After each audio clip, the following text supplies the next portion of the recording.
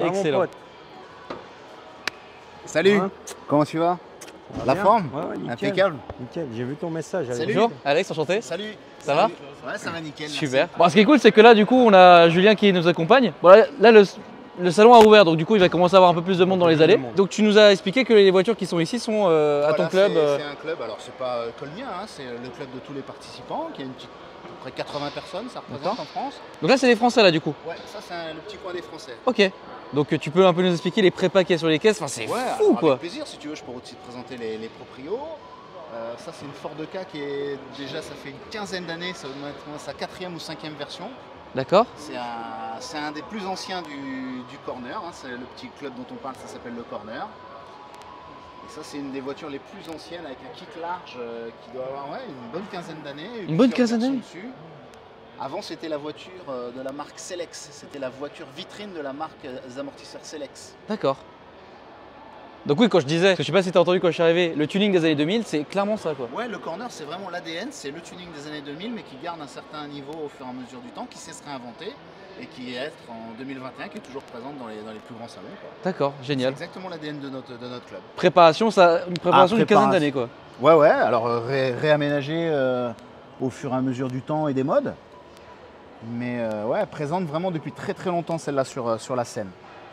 Et donc on en parlait avec l'audio sur la vidéo précédente, la partie 1, parce que oui, c'est tellement gros qu'on en fait en deux parties. J'imagine, ouais. En France, qu'est-ce qu'il y a comme type de rassemblement de ce style, en fait? Alors, en France, il y a un rassemblement, le dernier vrai rassemblement assez important qui existait, ça s'appelle Cap d'Agde Motor Festival, D'accord. qui n'a plus lieu maintenant. Il en reste vraiment un, c'est le dernier, qui a pris un peu la relève depuis quelques 3-4 ans. Il s'appelle Nogaro Motor Show. Donc à Nogaro. À Nogaro, circuit Nogaro. Ah, c'est au circuit en plus, d'accord, Ouais. ok. Ah, d'accord, Voilà. génial. Si vraiment il doit en rester un de ce style-là, c'est celui-là. Et il y a quoi? Il y a un site internet, il y a quelque chose où on peut. Alors il y a une page Facebook, Il y a une qui page se fait Facebook essentiellement sur Facebook. D'accord. C'est des gens d'une génération Facebook, on va dire, Ouais. un peu plus âgés, pas une quarantaine d'années. Moi, j'ai rien dit. Hein.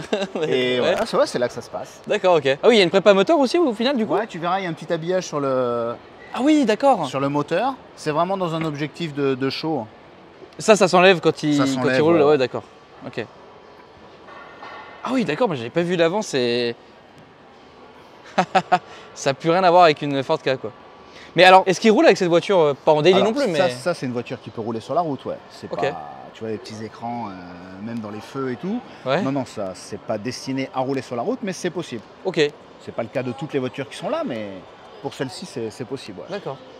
Là, du coup, un autre projet d'un de tes potes. Ouais, exactement. Ça, c'est la voiture de Jérôme qui vient de la refaire une grosse partie de peinture actuellement. Waouh. Donc lui, son style, c'est vraiment une combinaison entre le low riding et le tuning. Tu vois, il se place un peu à la frontière de ces deux univers-là. Et donc, il a tout l'ADN d'un lowrider, les suicide doors, les jantes, la peinture, mais sur une voiture française qui est quand même assez originale. Dans notre club, il y a 2 voitures comme ça qui ont cet ADN-là. Ah, parce que. Ah, mais c'est 306? Ouais, c'est une Ah, 306. mais d'accord, mais oui, mais parce que moi j'ai vu l'avant de la A3, et là je vois l'arrière, les Et tu feux verras arrière. même l'arrière. Tu vois, c'est. Parce que moi d'ici, en fait, là, ici, c'est ça. Et là, c'est une A3. Ah, mais d'accord, mais c'est incroyable. Et derrière, des phares de Audi A1. Ah oui, d'accord. Et il a tout adapté. Absolument, ouais. C'est fou. Donc base 306, feu arrière d'A1, face avant de A3. Frankenstein, quoi. En personne. C'est génial.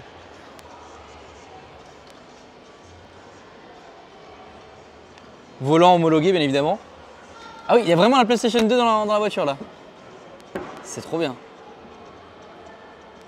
La voiture de Kevin, donc qui est vraiment Kevin, une référence européenne sur la Volkswagen coccinelle. Il est vraiment dans le top du top de ce qui se fait sur la Volkswagen coccinelle.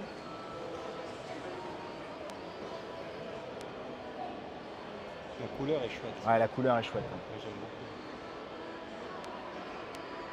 Lui, c'est un ancien tuning, vraiment tuning vert fluo. Et voilà, aujourd'hui, il a 45 ans et il est ailleurs. Je tiens à préciser que c'est une base rare, parce que c'est une ovalie. Donc tu reconnais la vitre arrière qui est ovale. Donc- C'est déjà pas très commun, enfin normal. Oui. C'est très très rare. Avec les années, c'est devenu rare. Et Et là, transformé comme ça, c'est encore plus exclusif. Donc c'est vraiment quasiment unique d'avoir cette version de la coccinelle comme ça. Alors, il y en a qui roulent, mais c'est vrai que c'est beaucoup plus rare dans cette version-là avec la vitre ovale que la grande vitre qu'on connaît. C'est par rapport aux années en fait. Ça. Ok. Les années de production. Et là, tu as le petit clignot qui sort. Ici, ça se lève et tu as le clignoteur qui est dedans. Le clignon est intégré là-dedans? Ouais. Mais c'est fou. Donc là, tu mets le clignotant, il y a cette partie-là qui fait comme ça. C'est génial. Qu'est-ce qu'il y a d'autre du coup? Alors ça, c'est la Z1 de Franck. Ok. Franck, c'est un ami allemand. Oui. Qui a une très grande expérience, qui a sa voiture depuis 25 ans et qui l'entretient comme moi j'ai rarement vu dans le milieu du tuning. Elle est parfaite, elle est neuve de A à Z. Il faut savoir, la voiture là, elle est 100% en carbone. Et 100% la carrosserie aussi? Ouais. La voiture est 100% en carbone. Ok. Et en fait, il a tout refait. Et il a tout refait à l'identique neuf. Il s'est fait faire des moules par BM pour avoir sa carrosserie en carbone. Mais là, Claudio, il y en a pour combien là? Il a 28 000 € de carbone sur sa caisse. 28. Un budget. Oh. Ah oui, il aime sa Z1. Tu me diras, c'est une voiture ultra rare d'ailleurs que tu en as une dans ton garage. C'est la deuxième fois que j'en vois une dans ma vie en fait. La première c'était chez toi. Donc avec des portes très spécifiques en fait qui s'ouvrent à la verticale. Et il a refait aussi l'intérieur du coup je suppose. Ah, oui. Absolument, hein, elle est refaite vraiment de partout. Hein. Oh là là. Tu vois, et même si tu parles de l'intérieur et de l'extérieur, la transition qu'est la capote est refaite aussi dans la couleur, sa couleur fétiche, le Marrakech Brown de chez BM. Il ne jure que par BM, il en a 3. Non mais attends, mais non, il a quand même pas, il est pas allé jusqu'au bout du bout là. L'intérieur des jantes. Regarde, il s'est fait faire des plaquettes qui sont gravées Z1, des plaquettes de frein. Ah oui. Oh là là. C'est le souci du détail. Ah là c'est le souci du détail. Franck, c'est un grand malade. Il y a du cuir ici. Ah non mais les gars, là j'ai rarement vu quelque chose comme ça là. Là c'est violent là. Là c'est vraiment violent. Ah oui, l'intérieur des phares aussi. Oh là là. Ouais, là on est vraiment dans l'univers du passionné, des gens qui aiment leur voiture, Ouais, vraiment. ouais. Là on est vraiment dans l'univers du méticuleux, du précis, de l'acharné. Il a 3 BM, il a 3 BM de la même couleur, avec les mêmes jantes, le même traitement intérieur, une série 5, une très récente, un SUV et celle-ci. Ok. Waouh. Mais les marques, elles doivent être méga contentes quand elles voient ça, non? Elles aiment bien, ouais. Elles aiment bien. Les marques allemandes jouent pas mal le jeu. Oui. C'est un peu moins le cas pour d'autres pays. Mais les marques allemandes jouent pas mal le jeu. Elles encouragent même certains propriétaires un peu connus avec une bonne réputation. Elles les aident. Ça vaut vraiment le coup d'être allemand Oui. et d'avoir une BM ou une Volkswagen préparée. Ouais. Ça, c'est vraiment cool que les marques elles poussent un peu le délire, quoi. Ça, c'est l'Opel Tigra de Thorsten, qui est folle, qui paraît pas si folle que ça, qui paraît propre. Mais quand on commence à pousser un peu le détail, 100% du moteur est chromé, 100% des trains roulants sont chromés, la ligne d'échappement, De l'autre côté, tu pourras filmer, il y a on pas pourra les filmer, tu verras, il n'y a pas les roues de l'autre côté, il y a les miroirs en dessous, il y a les jantes. Ah oui, d'accord, waouh. Il faut savoir que cette voiture, mine de rien, elle peut paraître simple, mais elle a fini dans le top 10 européen en 2019. Sérieux? Ouais, Tout chromé, quoi. une C'est finition parfaite. Je suis subjugué. Je pensais jamais dire ce mot dans une vidéo, mais là, je sais plus quoi dire en fait. C'est vraiment trop en termes de modification et de passion en fait. Là, vraiment, mais on dirait moi avec ma voiture quoi. Bon, sauf que moi, je lui mets dans la gueule comme jamais. Bon, là, normalement, elle devrait ressortir neuve grâce à la carrosserie belle croix-quart. J'espère d'ailleurs que je pourrai l'exposer un jour ici. Voilà, mais bon, enfin, voilà. Tout chromé quoi. Ouais, ça c'est vraiment la particularité de celle-ci. C'est la qualité de chrome, du châssis, les détails et la simplicité extérieure, mais vraiment la beauté en dessous, dedans. Ça c'est vraiment la spécificité de la Comme voiture une belle de femme. Thorsten. Ah, je sais pas si tu vas souvent à l'intérieur des belles femmes. Un autre projet ici Un encore. autre projet, ouais, un peu plus trash, un peu plus volumineux. Ça, c'est la voiture d'Alex. C'est une 205 à la base, hein, donc qui est entièrement moulée, face avant, aile, bas de caisse, vraiment lissée de partout. Ça, c'est vraiment ce qu'on appelait dans les années 2000, pour revenir à l'ADN même du club que l'on a, vraiment un chocard, quoi, qui sert qu'à ça. Qui fait un bruit d'enfer quand ça démarre, qui ne peut pas rouler sur l'autoroute, Qui crache des qui watts. ne peut pas braquer à fond, enfin toutes les anecdotes qu'on peut raconter sur les voitures comme ça, mais qui est faite pour ces événements-là, quoi, qu'il faut que ça flash. Alors elle est passée récemment de rose fluo à blanche. Ok. Elle a gagné un tout petit peu en sagesse, on va dire, mais en réalité, elle reste quand même extrême. Moi, ça me fait kiffer parce que vraiment, là, ça me rappelle voilà, les époques Need for Speed Underground, les magazines. Bah, à l'époque, moi, quand j'étais petit, je lisais les magazines des tuning. Et je me disais d'ailleurs, j'avais dit ça dans le podcast de DBG, plus je voyais les pots d'échappement gros, plus je me disais que la voiture était puissante. Alors que bon, ouais, ça veut rien dire quoi. Quand on est un peu plus jeune, on a raison de penser ça. Ah oui, mais carrément Regarde, l'intérieur. est Mais attends, mais c'est complètement fou. fibré. Les sièges, hein, Ah oui, c'est oui. tableau de bord, Quand le tu dis un sol, chocard, oui, c'est ça quoi. c'est vraiment fait pour attraper la lumière. Moi, je ferais pas 1000 c'est bornes tout. avec ces sièges. Ah, moi non plus. Mais il n'en fait même pas 2. Ça m'étonne pas du tout. Ah ouais, c'est dingue. Par contre, là, on est conscient et on sait que c'est pas du tout fait pour être. Non, pour là, ça, rouler, ça ouais. se voit en fait. Ouais, Là, c'est là- assumé à 100%. Ouais, là, clairement. Il n'y a pas de débat là-dessus. C'est vraiment fait pour être exposé sur une petite moquette avec une petite lumière 3 fois par an. C'est assumé. Hein. Là, on pourrait se poser justement la question, et je pense que les gens vont se poser la question, et c'est pas négatif, hein, ne soyez pas négatifs les amis, je trouve que le travail est vraiment fou, mais quel est l'intérêt du coup de faire des projets comme ça si ce n'est pour même pas la rouler au final? Alors, il y a plusieurs intérêts. Il y a un intérêt personnel, Oui. il y a un intérêt technique, purement technique, de défi qu'on peut se lancer à soi-même, Oui. de se dire tiens, ça, je veux le faire, j'ai les moyens de le faire, ou je vais me donner la possibilité de rencontrer quelqu'un qui va m'expliquer comment faire. Mhm. Et après, il y a être original au sens Oui, large bien sûr. dans un événement comme celui-ci 100% tuning auto live Mhm. et voilà, et d'attirer un petit peu les yeux de nous, des visiteurs, des gamins. Il y a Oui. une petite notion de j'ai envie que des gamins regardent ma voiture comme moi j'ai regardé des voitures, t'en parlais à l'instant, Exactement. dans les magazines il y a quelques temps.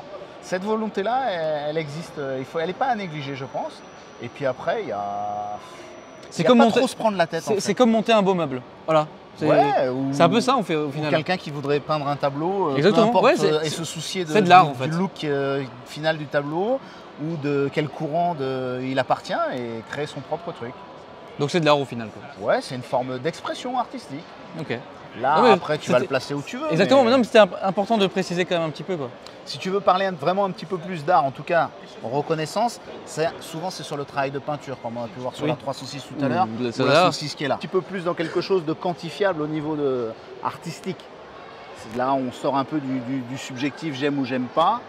On ne peut que reconnaître un peu le boulot de peinture. Là, c'est vraiment du low riding Les gars, là c'est. Non mais. pur et net. Hein, dans Là les tu règles pètes un de plomb l'art. toi, non? Bah, ça a été fait par un des meilleurs peintres, je pense, que l'on connaisse. Hein. Donc Elix, à Dubaï? Non, ouais, non, c'est fou. Il y a plein de techniques différentes utilisées. Hein. Donc vas-y, explique-nous un peu les techniques utilisées. Là, on voit du bouchonnage, on voit pailleté, enfin, beaucoup de filets, on voit du pin stripping ici. Donc, il y a vraiment plein de techniques utilisées. Allô, en fan de- peinture. Elles sont toutes cumulées sur une voiture, donc c'est chouette.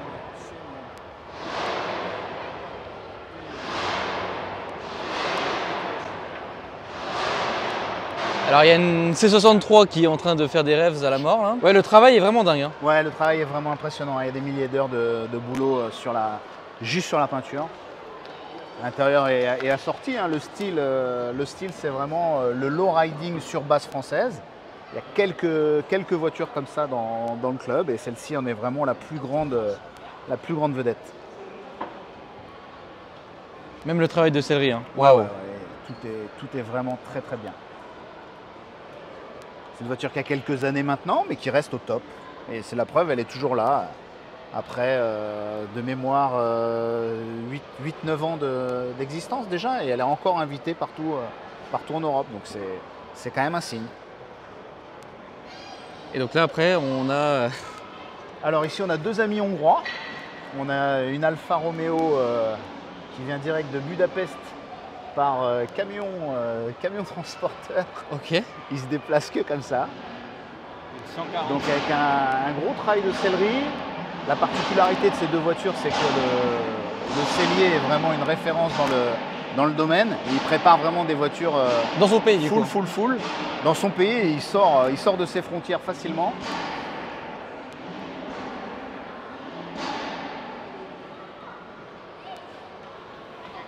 Donc tu peux voir la voiture vraiment épurée à l'intérieur de sa banquette arrière pour mettre en évidence le système air, la sono.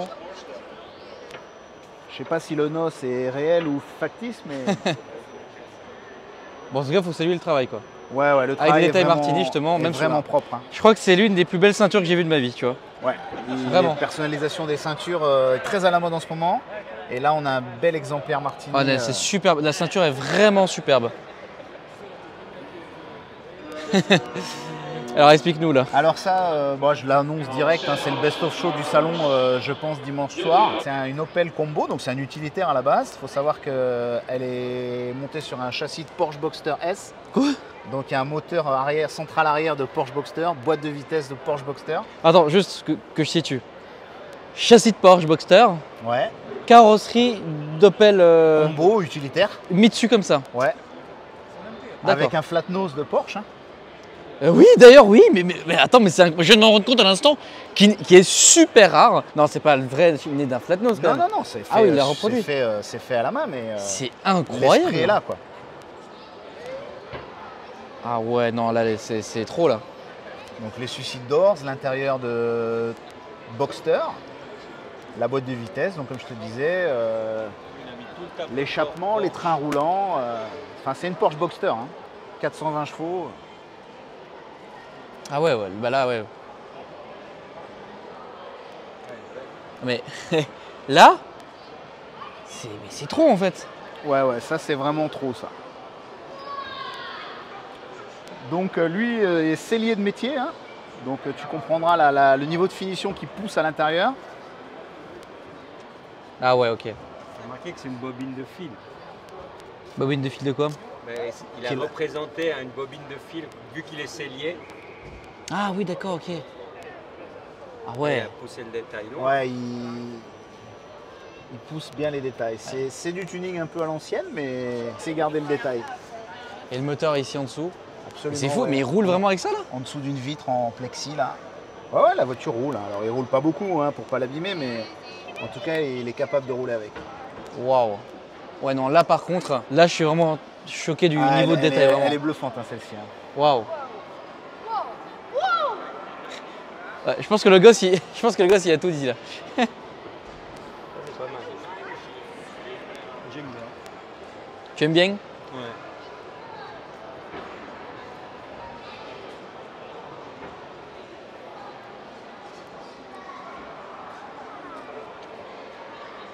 Sacrée marque de pneus aussi. Hein. Des pneus pour adultes. Et puis, bah, Ça c'est ma voiture perso. exactement. Donc une petite Polo de 1999, entièrement électrifiée, moteur de Smart électrique et puis un look un peu futuriste. On a essayé de faire un concept car de tuning. Elle à est quoi trop pourrait belle. ressembler le tuning dans quelques années. Et on s'est Elle est lâché. incroyable. Non, ok, je comprends maintenant pourquoi tu m'as dit le nombre d'années, ouais, je comprends. Elle a une histoire extrêmement particulière et d'ailleurs, on va en faire le sujet d'une autre vidéo d'ailleurs. Et c'est pour ça que je ne vais pas la présenter trop en détail. On va continuer sur la visite de ce hall-là et une vidéo spécifique sur cette voiture-là parce qu'elle a vraiment une histoire particulière. Et je veux vraiment qu'on mette en avant cette histoire parce Ça marche, avec qu'elle est plaisir. vraiment magnifique. Enfin, Claudio m'en parlait hier soir quand on était autour d'un verre. Et je dis ouais non, celle-là, il faut vraiment qu'on en parle de manière détaillée. Mais en tout cas, voilà, je vous la montre quelques secondes. On fera vraiment un tour détaillé du véhicule.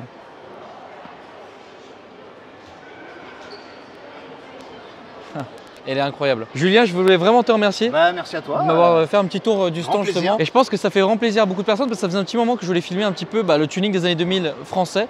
Et c'est vrai que c'est pas forcément très facile de trouver des gens de cette communauté-là. Parce qu'il n'en reste pas énormément malheureusement. Par définition, c'est peut-être des gens souvent qui ont arrêté ou qui sont passés à autre chose. On a pu le voir avec la Cox, on a pu le voir avec la Z1, avec celle-ci bon, qui est encore différente. Mais oui, si ton thème, le tuning des années 2000 existe encore, il y a un petit groupe en France qui s'appelle The Corner of Fame, D'accord. dont c'est l'ADN. Et c'est sur Facebook, c'est ça? Ouais, c'est sur D'accord. Facebook. Et c'est bien de montrer un peu cette image-là parce que je pense que les gens ont une mauvaise image de tout ça. Ouais, clairement. Et ils disent, ouais, c'est le jackisme. Alors il y a des chaînes qui en rigolent, tu vois. Moi ça me fait rire, le QGDT par exemple, moi j'aime bien, ça me fait rire. Mais c'est juste de l'humour. Mais il faut comprendre que derrière il y a des véritables personnes comme toi puis qui ça fait font rire aussi, excuse-moi de te couper, ça fait rire aussi les gens qui font du tuning. Hein. de rajout. C'est une certaine part de vérité. Bien sûr, On ne rigole que des choses qui sont réelles. oui. Mais en fait, la grande différence, si on devait la mettre quelque part, c'est le niveau de finition. Mhm. Et la preuve en est que ces voitures-là sont toujours invitées dans les grands événements. Donc au niveau de la finition, elles ont un niveau qui est là, qui parle de lui-même. On n'aime pas le style, Oui, mais mais le niveau est là. Le niveau est là et la réputation des voitures, la qualité des voitures, la facilité à communiquer avec ces gens-là, ça se paye. Donc et c'est important, ça voilà. vaut- C'est important de respecter le travail. Ouais, voilà. ouais, bah, absolument. Bon bah très bien Julien, bah, écoute, à une Merci à prochaine vous. pour une nouvelle vidéo du Ouais, coup. avec plaisir. Merci. Pas de souci.